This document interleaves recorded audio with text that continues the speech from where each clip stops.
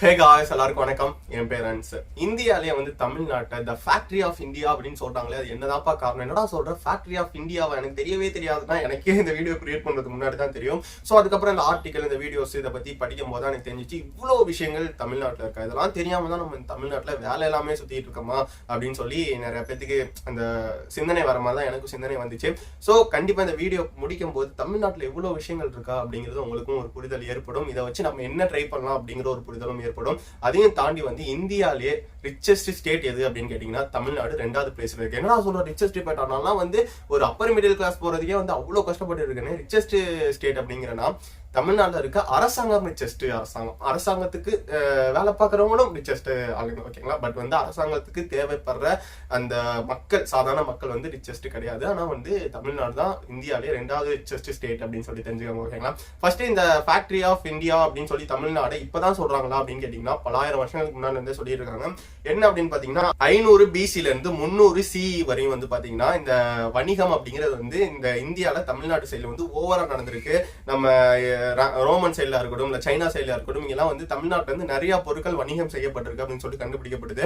அது வந்து என்னென்ன அப்படின்னு பாத்தீங்கன்னா சில்கா இருக்கட்டும், அப்புறம் வாசனை திரவியங்களா இருக்கட்டும், அப்புறம் வந்து பாத்தீங்கன்னா அந்த உணவுகளா இருக்கட்டும், அப்புறம் அந்த முத்துக்கள், அந்த மாதிரி விஷயங்கள்லாம் நிறைய வணிகம் செய்யப்படுது. இது வந்து பாத்தீங்கன்னா எந்த இடத்துல அப்படின்னு பாத்தீங்கன்னா அலதீன் குளம் அப்படிங்கிற ஒரு இடத்துல வந்து இந்த வணிகம் அதிகமா நடந்திருக்கு அப்படின்னு சொல்லி கண்டுபிடிக்கப்படுறாங்க, ஓகேங்களா. 3000-4000 வருஷங்களுக்கு முன்னாடி வந்து கண்டுபிடிக்கிறத வச்சு தான் இப்போ வந்து ஃபேக்டரி ஆஃப் இந்தியா அப்படின்னு சொல்றாங்கன்னா அப்படி கிடையாது. இப்பயும் நிறைய விஷயங்கள் நம்ம நினைச்சு பார்க்க முடியாத அளவுக்கு நம்ம தமிழ்நாட்டில் இருந்து வெளி உலகங்களுக்கும் வெளி மாநிலங்களுக்கும் இந்தியாவுக்கும் அதிகமா சப்ளை ஆயிட்டு இருக்கு. ஃபர்ஸ்ட் இந்த ஃபேக்டரி ஆஃப் இந்தியா, ஒரு ஃபேக்டரி அப்படின்னா நம்ம எல்லாத்துக்குமே ஒரு பேசிக்கான நாலேஜ் என்ன இருக்கும் அப்படின்னா ஒரு பொருள் வந்து உருவாகிற இடம், ஓகேங்களா. நம்ம மற்றதெல்லாம் விடுறோம், நிறைய இண்டஸ்ட்ரி இருக்கு, நிறைய விஷயங்கள், அதெல்லாம் விடுறோம். நம்ம பிரெயினே எடுத்துக்கோங்க. நம்ம பிரெயின் வந்து எப்படி ஒரு சிந்தனை நம்மள்ட்ட வந்து உருவாகுது, நம்ம பிரெயின் ஒரு ஃபேக்டரி, ஓகேங்களா. ஸோ இந்த மாதிரி ஃபேக்டரி அப்படிங்கிறத வந்து நம்ம பிரெயின் அப்படின்னு சொல்லி எடுத்துக்கலாம், ஓகேங்களா. இதுக்கு பேசிக்கா நிறைய அடிப்படை தேவைகள் இருக்கும்ல. இப்போ எப்படின்னா பிரெயினுக்கு சிந்தனைகள் அதிகமாக இருந்தால் நிறைய விஷயங்களை கேட்கணும், நிறைய விஷயங்களை பேசணும், நிறைய விஷயங்களை பார்க்கணும். இந்த மாதிரி விஷயங்கள்லாம் நிறைய பண்ணனால தான் நம்ம பிரெயின்ல நிறைய சிந்தனைகள் ஏற்படும். அந்த மாதிரி அடிஷனலா இந்தியாவில் என்னென்ன ஃபெசிலிட்டிஸ் இருக்கு அந்த ஃபேக்டரி ஆஃப் இந்தியா அப்படின்னு சொல்ற அளவுக்கு என்னென்ன ஃபெசிலிட்டிஸ் இருக்கு அப்படின்னு கேட்டீங்கன்னா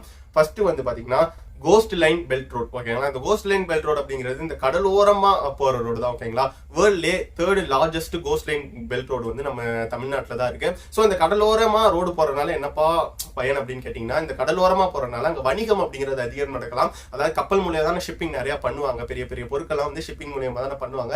ஸோ அந்த மாதிரி விஷயங்கள்லாம் வந்து கடலோரமா இருக்கிறதுனால அதிகமா போகுது அப்படின்னு சொல்லி அது ஒரு அட்வான்டேஜா இருக்கு. 2வது பாத்தீங்கன்னா ரோட்ஸ் வந்து தமிழ்நாட்டுக்குள்ள உள்ள ஊர் வழியா போற ரோட்ஸ் எல்லாமே வந்து ரொம்ப டிராபிக் அதிகமா இல்லாம வந்து ரொம்ப ஸ்மூத்தா, எந்த ஒரு டேமேஜும் இல்லாம நீட்டா இருக்கு அப்படின்னு சொல்றாங்க. ஆனா ஊருக்குள்ள வந்து பார்த்தா தான் தெரியும், ஹைவேஸ்லாம் நல்லா தான் வச்சிருப்பாங்க. அடுத்து பாத்தீங்கன்னா ஏர்போர்ட்ஸ் அப்படிங்கிறது இன்டர்நேஷனல் ஏர்போர்ட்ஸ் வந்து தமிழ்நாட்டில் மொத்தம் 3 இருக்கு, ஓகேங்களா. ஒன்று சென்னை, கோயம்புத்தூர், மதுரை அப்படின்னு சொல்லி ஒரு 3 இடத்துல இருக்கு. அதை தாண்டி டொமஸ்டிக் வந்து திருச்சி அப்படி இப்படின்னு சொல்லி ஒரு 2-3 இடத்துல இருக்கு, ஓகேங்களா. அது மாதிரி டிரான்ஸ்போர்ட்டுக்கும் வந்து நிறைய அந்த ஃபிளைட் வழியா டிரான்ஸ்போர்ட் பண்றதுக்கு நிறைய ஃபெசிலிட்டிஸ் இருக்கு, ஓகேங்களா.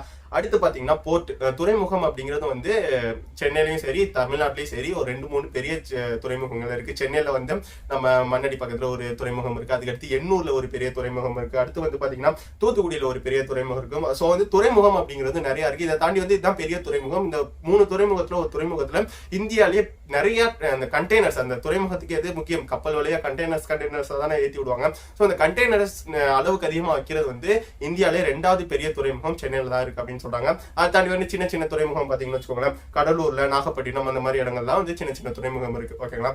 இதை தாண்டி என்ன இருக்கு அப்படின்னு பாத்தீங்கன்னா எலக்ட்ரிக்ஸ் ஃபெசிலிட்டிஸ் வந்து அதிகமாகவே இருக்கு, ஓகேங்களா. ஒரு ஃபேக்டரி உருவாக்கணும் அப்படின்னா வந்து எலக்ட்ரிக் அப்படிங்கிறது அதிகமாக தேவும். அதுக்குன்னு வந்து நிறைய எலக்ட்ரிக் ஃபெசிலிட்டிஸ் இங்கே இருக்கு. நிறைய அந்த எலக்ட்ரிக் உருவாக்குற அந்த கூடல் அனல் நிலையம் அப்படின்னு சொல்லுவாங்களா, அந்த மாதிரி எலக்ட்ரிக் உருவாக்குறதுக்கு நிறைய ஃபெசிலிட்டிஸ் அந்த ஃபேக்டரிஸே இந்தியாவில் மொத்தம் 2 பேசிக்கா 2 பெருசா இருக்கு. இப்போ புதுசாக ஒன்று கிரியேட் பண்ணுறதுக்காண்டி ஒரு பிரச்சனையே கிட்டத்தட்ட ஒரு 4-5 வருஷமா போயிட்டு இருக்கு. ஸோ வந்து எலக்ட்ரிக்கும் நிறைய இருக்கிறனால அந்த ஃபேக்டரி அப்படிங்கிறத உருவாக்குறதுக்கு இந்தியாவில் தமிழ்நாட்டில் வந்து ரொம்ப அதிகமாக ஃபெசிலிட்டிஸ் இருக்கு. அதையும் தாண்டி வந்து ஃப்ரெண்ட்லியா இருக்க கவர்மெண்ட், ஓகேங்களா. அதாவது தமிழ்நாட்டுக்குள்ள இருக்க மக்களுக்கு தான் வந்து இந்த கவர்மெண்ட் ஃப்ரெண்ட்லியா இருக்காது. மத்த எல்லாரும் வந்து நாங்க வந்து இங்க ஒரு ஃபேக்டரி உருவாக்க போறோம்னா, இங்க நாங்க ஒரு தொழில் பண்ண போறோம்னா அப்படின்னு சொல்லி வேற நாட்டுல இருந்தோ வேற மாநிலத்துல இருந்தோ வந்து ஒருத்தவங்க கேட்டானா ஃப்ரெண்ட்லி ஆஃப் கவர்மெண்ட் வந்து நம்ம தமிழ்நாடு கவர்மெண்ட் வந்து ஹெல்ப் பண்ணா நான் சொல்ல ஃபேக்டரி ஆஃப் இந்தியா அப்படின்னு சொல்லி தமிழ்நாடு பட்டமே உலகமே சொல்லியிருக்கு, ஓகேங்களா. ஸோ வந்து இந்த ஃபெசிலிட்டிஸ் அப்படிங்கிறது இதெல்லாம் தான் இருக்கு, ஓகேவா. சரி, அதையும் தாண்டி என்னென்ன பொருட்கள் தமிழ்நாட்டில் உருவாக்குறாங்க, உருவாக்கி உலக அளவுலையும் சரி இந்திய அளவுலையும் சரி அதிகமா எக்ஸ்போர்ட் பண்றாங்க அப்படின்னு சொல்லிட்டு என்ன பாப்பா உருவாக்குறாங்க அப்படின்னு கேட்டீங்கன்னா ஃபர்ஸ்ட் நம்ம சிவகாசில இருந்தே வந்தெல்லாம் ஏன்னா தீபாவளி வரப்போது.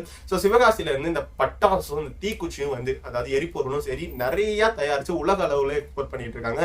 நம்ம இந்தியாவுக்கும் பத்தினது போக நிறைய விஷயங்களை உலக அளவுல எக்ஸ்போர்ட் பண்ணிட்டு இருக்காங்க. ஓகேங்களா, இந்த பட்டாசு அப்படிங்கிறது கூட இந்த தீபாவளி இல்ல ஏதாவது ஃபங்க்ஷன் அந்த மாதிரி விஷயங்களுக்கு மட்டும் தான் யூஸ் ஆகும். பட் இந்த தீப்பெட்டி அந்த மாதிரி விஷயங்கள்லாம் வந்து பாத்தீங்கன்னா எப்பயுமே 365 நாளுமே எல்லா இடங்களிலுமே எல்லா நேரத்திலுமே வந்து உருவாகும், தேவைப்படும். அப்படிங்கிறதுனால இந்த சிவகாசில இருந்து இந்த எரிபொருள் அப்படிங்கறது அதிகமா கொண்டு போறாங்க. ஓகேங்களா, அடுத்து பாத்தீங்கன்னா தமிழ்நாட்டுக்கே பேர் சொல்ற விதமா இன்னொரு விஷயம் என்ன இருக்கு அப்படின்னு பாத்தீங்கன்னா டெக்ஸ்டைல் இண்டஸ்ட்ரி. நாங்க டெக்ஸ்டைல் இண்டஸ்ட்ரியில வந்து பாத்தீங்கன்னா மொத்தம் ஒரு 4 ஊரா 4 டைப்பா பிரிச்சுக்கலாம். ஃபர்ஸ்ட் என்ன பாத்தீங்கன்னா திருப்பூர்ல யூஸ் ஆகிற திருப்பூர்ல கிரியேட் பண்ற எல்லா துணிகளுமே ஓகேங்களா, இந்த பனியன் ஜட்டி நம்ம போற அன்றாட ஒர்க், நான் ஃபேஷன் ட்ரெஸ்ஸஸ் எல்லாம் சொல்ல ஓகேங்களா, ஜீன்ஸ் அந்த மாதிரி ஃபேஷன் ட்ரெஸ்ஸஸ் எல்லாம் சொல்ல நம்ம அன்றாடமா எல்லாருக்குமே தேவைப்படுற டிஷர்ட்ஸா இருக்கட்டும், ஷார்ட்ஸா இருக்கட்டும், ட்ராக்கா இருக்கட்டும், இல்லாட்டி வந்து இந்த இன்னர்ஸ் எல்லாமே யூஸ் ஆகல girls and mens and males ரெண்டு பேருக்குமே இருக்கும்ல. ஸோ அந்த மாதிரி விஷயங்களா இருக்கட்டும் எல்லாமே வந்து திருப்பூர்ல இருந்து இன்டர்நேஷனல் லெவலுக்கு வந்து எக்ஸ்போர்ட் ஆயிட்டு இருக்கு. ஓகேங்களா, இது எதுவுமே வந்து இந்தியாவுக்குள்ளேயோ தமிழ்நாட்டுக்குள்ளேயோ அவ்வளவா எக்ஸ்போர்ட் பண்ணப்படல, இன்டர்நேஷனல் லெவல்ல எக்ஸ்போர்ட் பண்ணிட்டு இருக்கு. இந்தியாவுக்கும் தமிழ்நாட்டுக்கு என்னப்பா அதுக்கும் தனியா வழி வச்சிருக்காங்க, நம்ம தமிழ்நாடே தனியா வழி வச்சிருக்கு.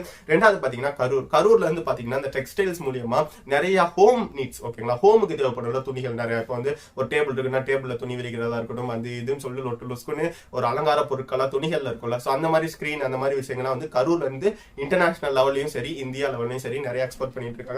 அடுத்து ஈரோடு தான் வந்து பாத்தீங்கன்னா நமக்கு தேவையான இந்தியா, தமிழ்நாடு, கேரளா, இந்தியா வந்தாலே எல்லாமே வந்துருமா. ஸோ இந்தியாவுக்கு தேவையான எல்லா துணிகளுமே வந்து நம்ம போற டிஷர்ட் பனியன் அந்த மாதிரி விஷயங்களா இருக்கட்டும், ஜீன்ஸ் ஷர்ட் அந்த மாதிரி விஷயங்களா இருக்கட்டும் எல்லாமே வந்து இந்த ஈரோட்ல இருந்தா வந்து ஓவராலா இந்தியாவுக்குள்ள சப்ளை ஆகுது. ஓகேங்களா, அடுத்து கோயம்புத்தூர் மான்சிஸ்டர் ஆஃப் இந்தியா அப்படின்னு சொல்லலாம். ஸோ அந்த மான்சிஸ்டர் ஆஃப் இந்தியால இருந்து ஓவராலா நான் சொன்ன பாத்தீங்கன்னா முதல்ல ஒரு 3 ஊர் கரூர், ஈரோடு, திருப்பூர், இது 3 ஊர்லயும் நடக்கிறது எல்லாமே வந்து கலந்து கோயம்புத்தூர் நடக்கும். இந்த டெக்ஸ்டைல்ஸ் உள்ள இருக்க ஒரு சிறப்பு. ஓகேங்களா, இந்த தமிழ்நாட்டுல இருந்து இவ்வளவு விஷயங்கள் வெளில போகுது.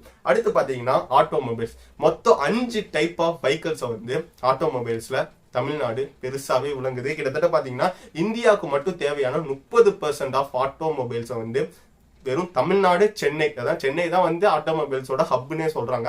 ஸோ அதை தாண்டி வந்து நிறைய இடங்கள்ல வந்து அசோக் ஐலாண்ட் அந்த மாதிரி விஷயங்கள்லாம் நிறைய தமிழ்நாட்டில் வேற இடங்கள்ல இருக்கு. அந்த மாதிரி தமிழ்நாடு ஃபுல்லா இந்தியாவுக்கு தேவையான 30% வெஹிக்கிள்ஸ் வந்து கிரியேட் பண்ணி அனுப்புறாங்கன்னு சொல்றாங்க. அது ஒரு டைப் வெஹிக்கிள்ஸ் மட்டும் இல்ல, எல்லா டைப்பும் மொத்தம் 5 டைப் ஆஃப் வெஹிக்கிள்ஸ் தான் முக்கியமா தேவைப்படும். 2 வீலர், 4 வீலர், அப்புறம் ட்ரக், அப்புறம் பப்ளிக் டிரான்ஸ்போர்ட்ஸ் அந்த மாதிரி விஷயங்கள்லாம் வந்து ஒரு 5 விதமா இருக்க அந்த வெஹிக்கிள்ஸை வந்து சென்னையில இருந்து தமிழ்நாட்டில இருந்து டிரான்ஸ்போர்ட் பண்ணி இந்தியாவுக்கு 30% தேவையானதை எக்ஸ்போர்ட் பண்ணிருக்காங்க அப்படின்னு சொல்றாங்க. அடுத்து பாத்தீங்கன்னா ட்ரெயினா இருக்கட்டும், ட்ரெயின் இந்தியாவுக்கு தேவைப்படுற எல்லா ட்ரெயினுமே வந்து நம்ம சென்னை, பெரம்பூர், ஐசிஎஃப்ல தான் வந்து நிறைய கிரியேட் பண்ணிட்டு இருக்காங்க. அதுக்கு அடுத்து இந்த மோட்டார்ஸ் இருக்கு, நம்ம தண்ணி பம்ப் பண்ணி எடுக்கிறோம், மோட்டார்ஸா இருக்கட்டும், விவசாயிகள் யூஸ் பண்ண அந்த பம்பு செட்டா இருக்கட்டும் எல்லாமே வந்து இந்தியால தமிழ்நாட்டுல இருந்தா வந்து இந்தியாவுக்கே ஃபுல்லா சப்ளை ஆகுது அப்படின்னு சொல்றாங்க.